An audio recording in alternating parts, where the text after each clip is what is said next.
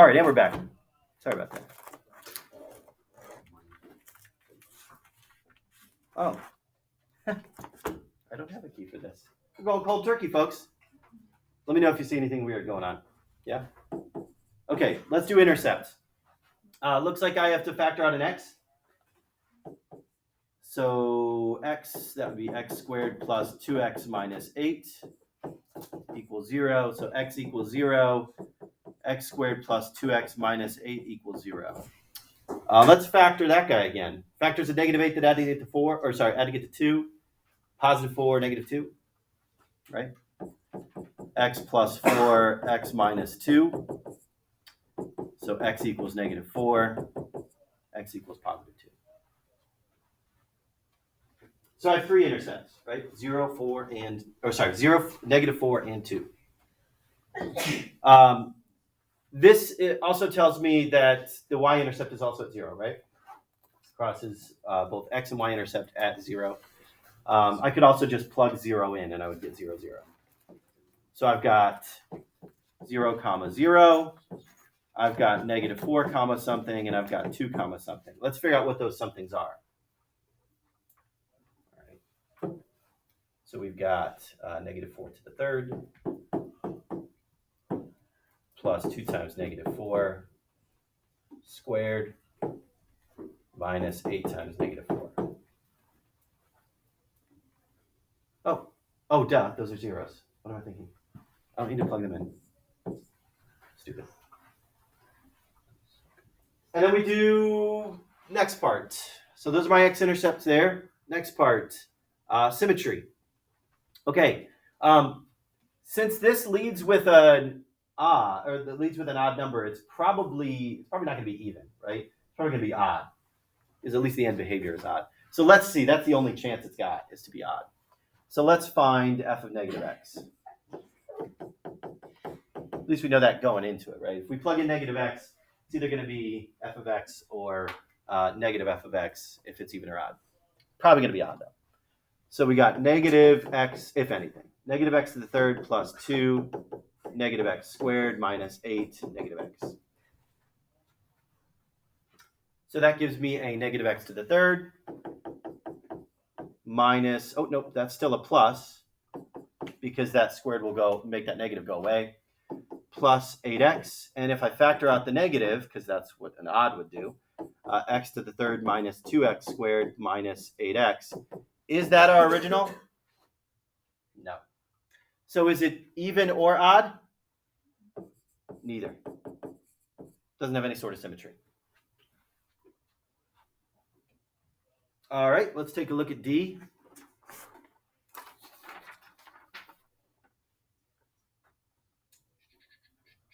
Asymptotes. Okay, so if it's polynomial, remember that asymptotes would only arise if the horizontal asymptotes, if it was a radical, or not a radical, an exponential, or if it was a rational. That's what I was thinking. Rational or exponential if it was a horizontal asymptote. Vertical asymptotes, rational or logarithmic, right? Is this either or any of those? No. So I don't believe there are going to be any asymptotes in this because this is just polynomial.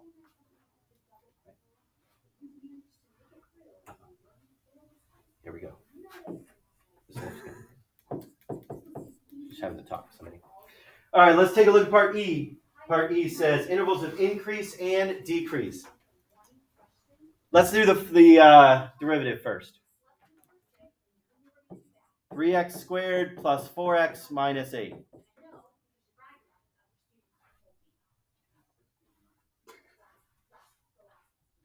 Now, 3x squared plus 4x minus 8 equals 0. And we find the zeros of the derivative to find the critical points, because those would be where it goes from increase to decrease. Do I really got to factor this?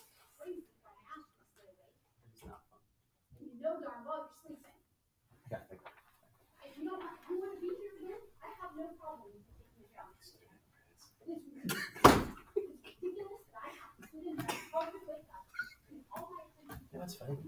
I feel like it was this time last year I was having the exact same conversation with the exact same child. Deja vu all over again. I hope he learns his lesson. All right. Part 2. Part 2. All right. 3x squared plus 4x minus 8. It just goes in a cycle. You know, we all say the same thing. It's just different times. All right. Negative 24. Factors of negative 24 that add to get to 4 are negative. What's that going to be? Negative 6 and 4. Oh, no, that's not right. What is it?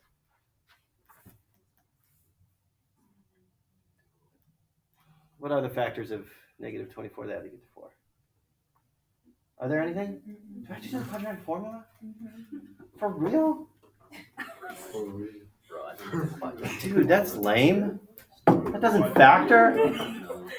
A is 3, B is 4, C is negative 8. All right. I could complete the square. No, that's okay. Opposite of B plus or minus the square root of B squared minus 4AC all over 2A. All right, inside the house, we got 16 minus 4 times 3 times negative 8. So our discriminant is 112, yeah, and when I square root 112, that's not a perfect square. So 10.58. So negative 4 plus or minus 10.58 all over 6. All right, so now we find our two values. Negative 4 plus 10.58 divided by 6. So 1.1. And then negative 4 minus 10.58 divided by 6. Negative 2.43. That was mean of me.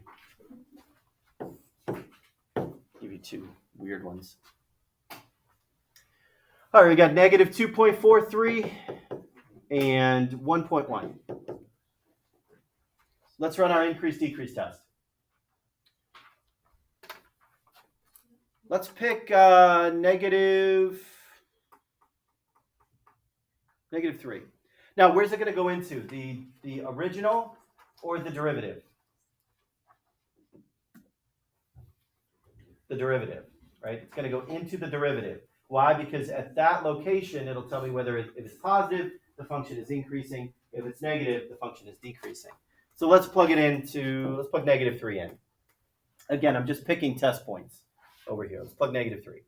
3 times negative 3 squared plus 4 times negative 3 minus 8. So it is positive. I believe the next one's going to be negative. I think. 0. Now, if I plug in 0, look what's going to happen. It's negative 8, right? Negative. And I believe the next one's going to be positive. Let's plug in 2. Something bigger than 1.1. 3 times 2 squared plus 4 times 2. Oops, that's a 4 times 2. 4 times 2 minus 8. Positive. Right, so I know my intervals of increase and decrease are, this is going to increase from negative infinity up until negative 2.43, but also from 1.1 to infinity. This is going to decrease from negative 2.43 to 1.1.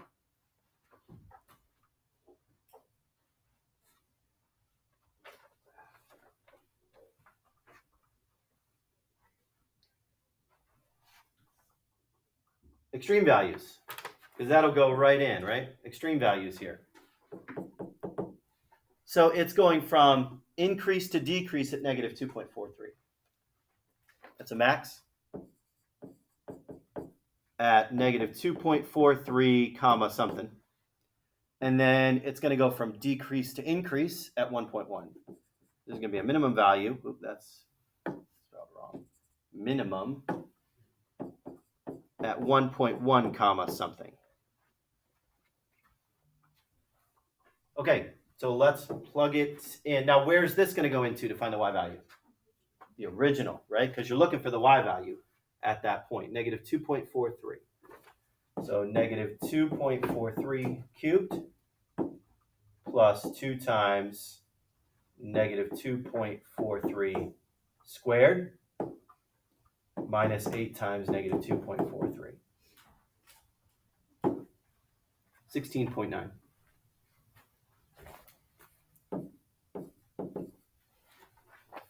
And then I got to plug in 1.1. I should have just done it from the beginning. 1.1 cubed plus 2 times 1.1 squared minus 8 times 1.1. Negative 5.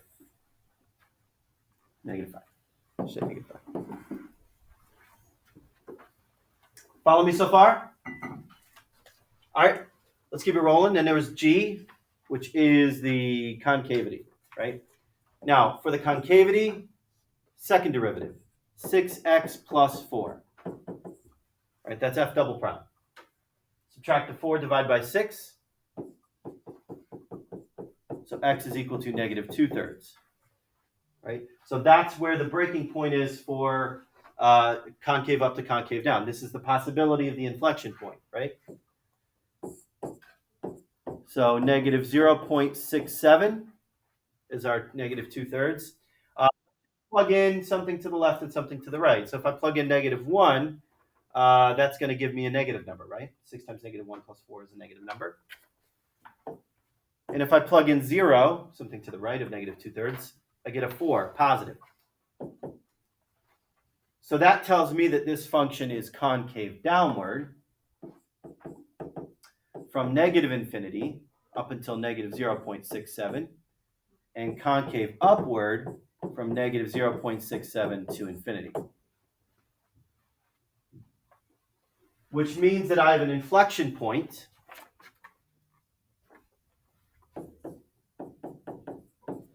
at negative 0.67, comma, something. And that's when I go back into my original to find out what that y value is. So I've got negative 0.67 cubed plus 2 times negative 0.67 squared minus 8 times negative 0.67. 5.96.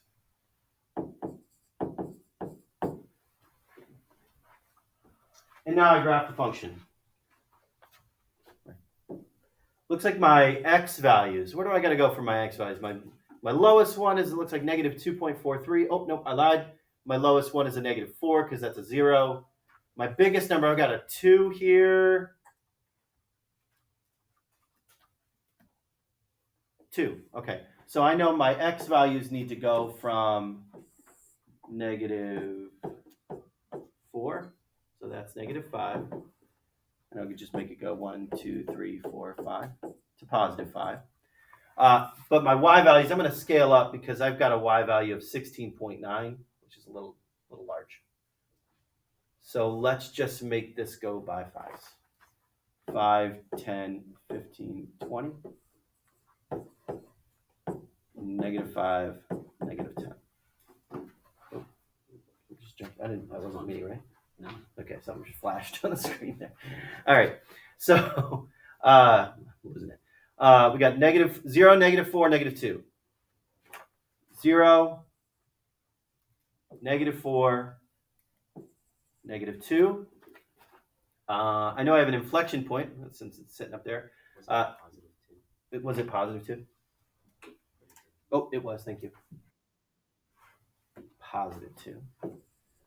That would have screwed me up. Inflection point at negative 2/3, comma 5.96. So right above right there.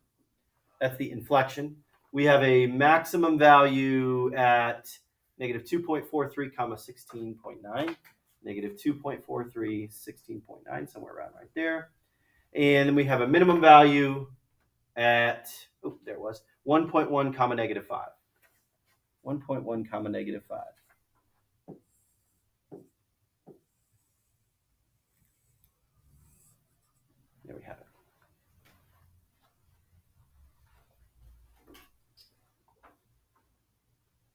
And just so you guys know, in general, I tried not to take the hardest types of problems.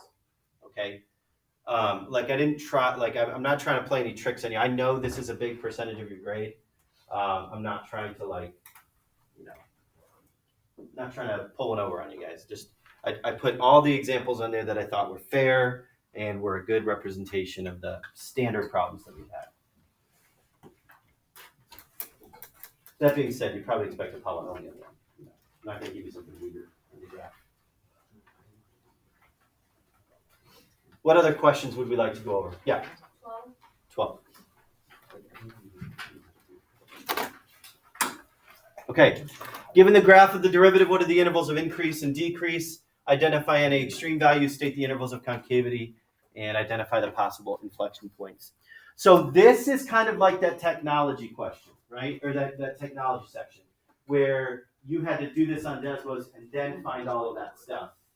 I've kind of already done that for you. I've given you all the information that you need in the first derivative. So this is f prime. I'm asking you to tell me a little bit about f. So what are the intervals of increase and decrease? Now remember, since this is the derivative, any place where the derivative is positive is where the original function was increasing. So I'm going to just put that in blue here. So it's positive here and here, right? So that's my intervals of increase. Negative infinity up until 0.205. And then also from 0.673 onward. It's decreasing wherever the derivative is negative, right? Think about the increase-decrease test. So below the x-axis, this is decreasing now from 0.205 until 0.673. Okay, so extreme values, where the derivative equals 0, right? So we know that this is at 0.205. And you know what? I'm not even going to put a y value to it because I don't see the original. I know where it's happening, but I don't know what the y value is. So, oops, that's still my eraser. But I can tell what is a minimum and what is a maximum. I can tell that because think about it this way. This is going from increase to decrease at 0.205, right? So this is a maximum value at 0.205, which means that's probably a minimum value at 0.673. Decrease to increase, 0.673. Again, I don't know what the y values are.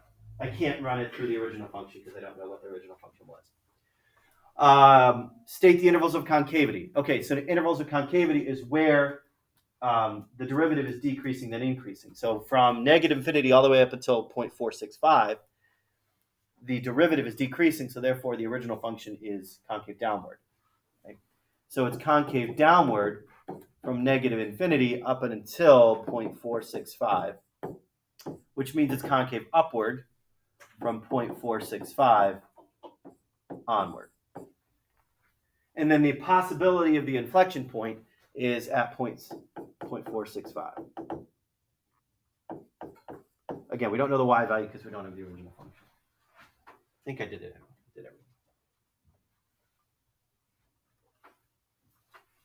Did I use the 0,2? Nope. So I accidentally just clicked on that point. Yeah. Can you go over 13? Yeah. Any other question about 12 while we're at it? Okay, 13. Find the point on the line that is closest to the origin. Ooh. Is this a minimization problem?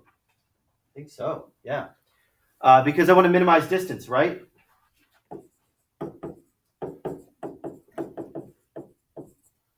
So I know that y is equal to 2x plus 5. I want to get close to the origin, 0, 0, right? So the distance is difference in the x's plus difference in the y's.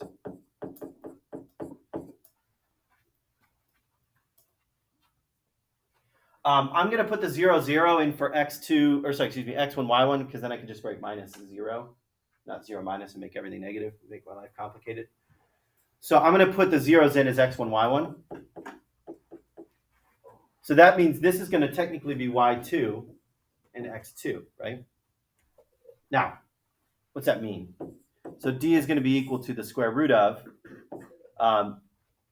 x2, so just x in this case, because I'm just going to be plugging in x, minus 0 plus, now, what is y equivalent to? 2x plus 5. Minus 0. Let's reduce that down a little bit.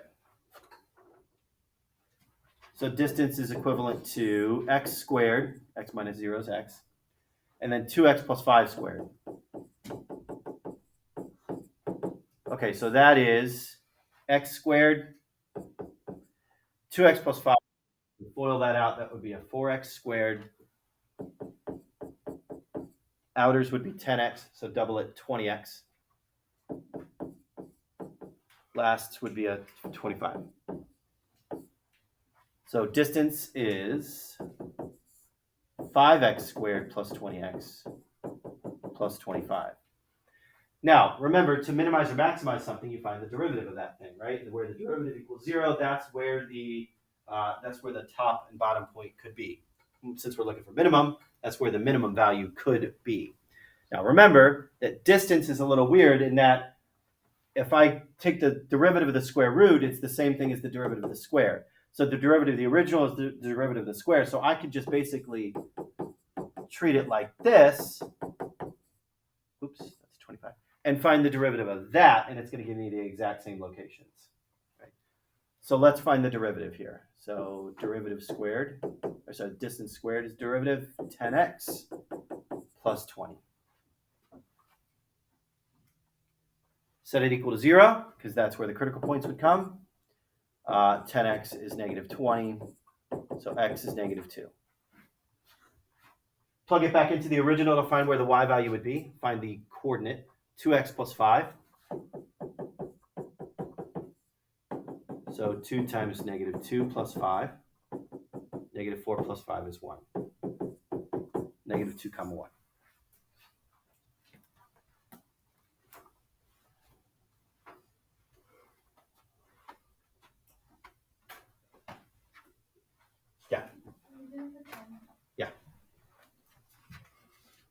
Yeah.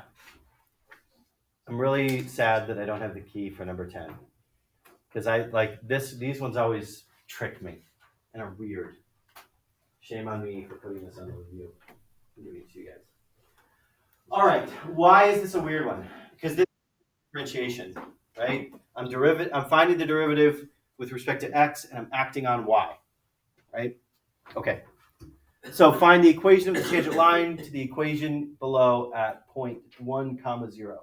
I need to have both x and y value here because I'm going to eventually plug that in. Remember, when I say find the equation of the tangent line, that means I first need to find the derivative. Then I need to plug the point in to figure out where the slope is at that point. And then in the end, take the slope of the point, put it into point slope form. Right? That's the route to take for this. Now, the issue here is finding the derivative. Finding the derivative. So let's find the derivative here. Well, 3x squared. That's easy. That's 6x. Right. Here's where our issue comes up with the 2xy. Okay. Now, I am going to treat it like this. Like I've pulled the 2 out and I'm just finding the derivative of xy. Because that is, that is the product rule. Right? That is a product rule. This is f. And this is g. I think I knocked my cord just a little bit. Okay. And the product rule says fg prime plus gf prime. Fg prime plus gf prime. F prime. Okay. So original f, x, g prime. Now, what is the derivative of y? Y prime.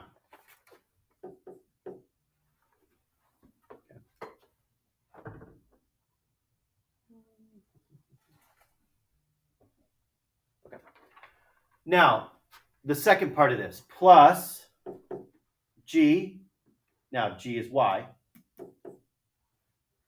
times f prime. What is the derivative of x? 1. So I wrote my parenthesis a little bit too far away. So xy prime plus y. Now here, plus 5y. Okay, derivative of 5y is 5y prime. Not just 5, 5y prime, right?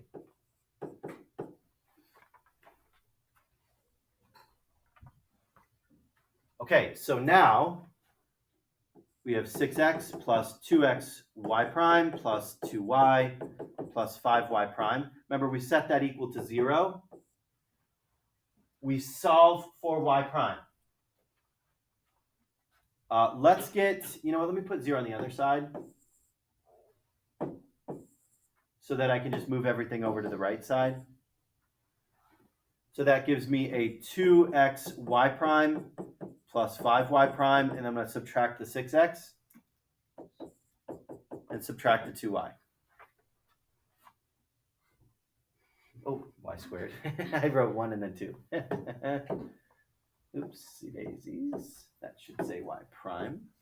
Factor out the y prime, 2x plus 5. And then I divide by 2x plus 5.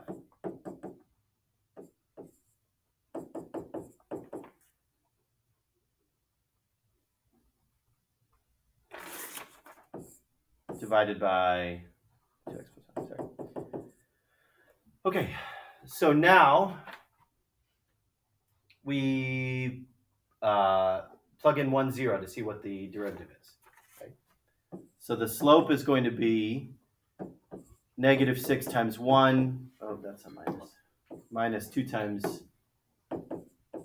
0 over 2 times 1 plus 5. Okay, so negative 6 over 7. Negative 6/7 is my slope. All that work just to find the slope. So now I go back in and I say, well, if I'm at 1, 0,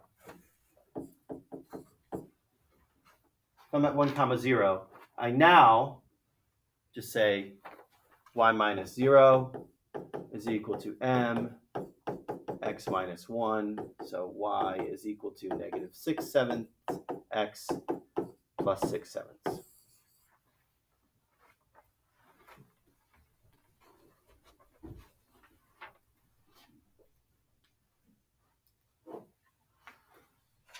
Questions about that? Yeah. Yeah.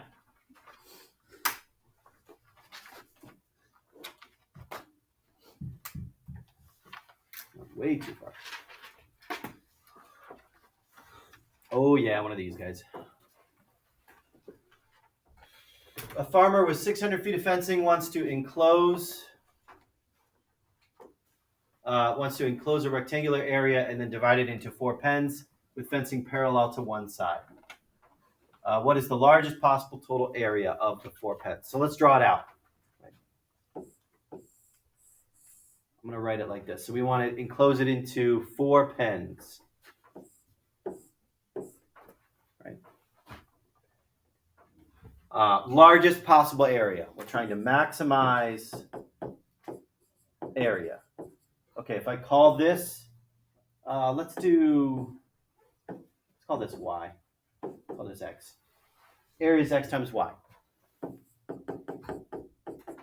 But I do know that I have 600 feet of fencing. That's kind of like perimeter plus these additional pieces.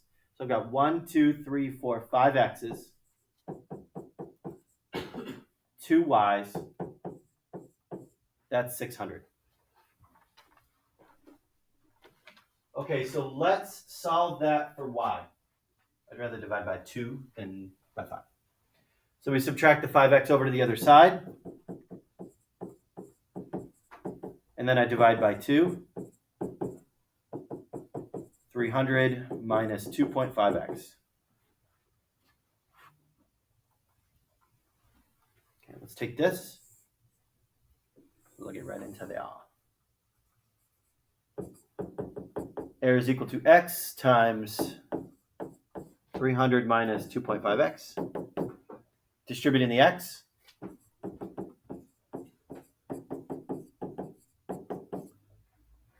I find the derivative because, again, that's where the maximum could occur. So 300 minus 5x. And now we set that equal to 0. 300 is equal to 5x. So we divide by 5. That would be 60, right? So what am I asked to do here? What is the largest possible total area? Okay, so I need to figure out what my y value is. 300 minus, oops, that's a plus sign. Minus 2.5 times 60. 150. So there's my x and my y. Honestly, I could have just plugged it into here. But whatever. This works too. Get out of there. So 60 times 150. Largest possible area is 9,000 square feet.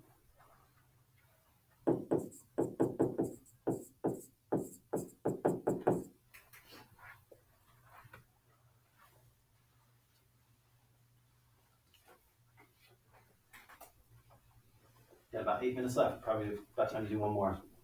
Later? 9. Gotcha. I wasn't saying no in German. Okay, first and second derivative. Product rule, right? Product rule. So product rule says fg prime plus gf prime. Fg prime plus gf prime.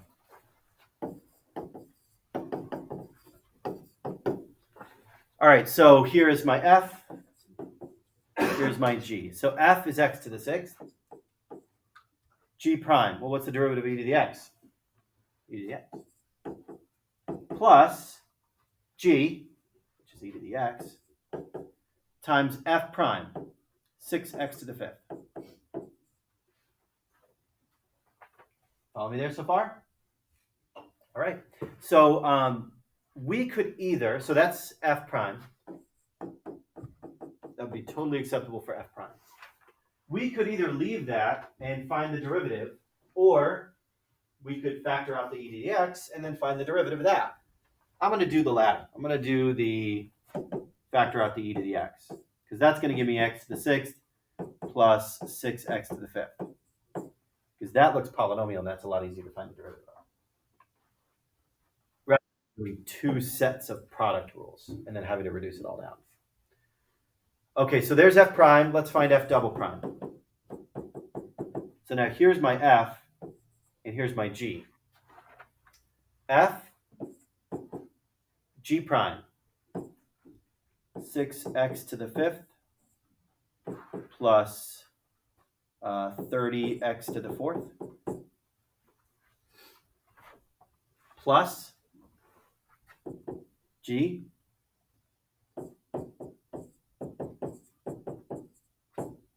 f prime.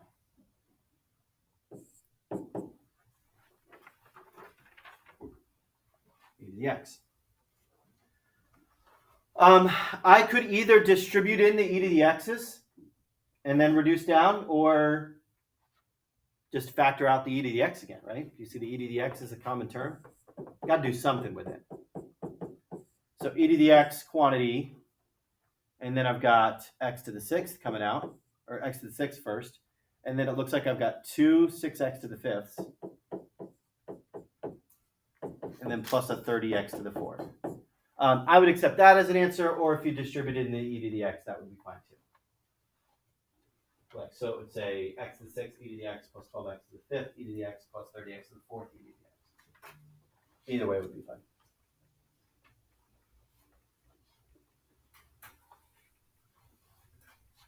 Okay, I lied. There's 5 minutes left. We can probably do one more problem if anybody needs it. Trying to maximize time.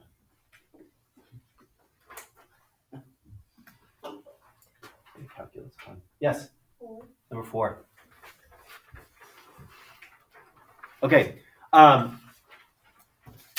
Remember that finding limits are only really tricky when direct substitution does not work. You follow me? Does direct substitution work here?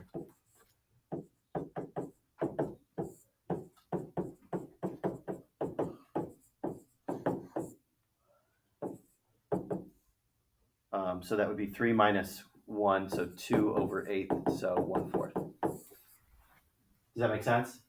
You don't make it too complicated in your head.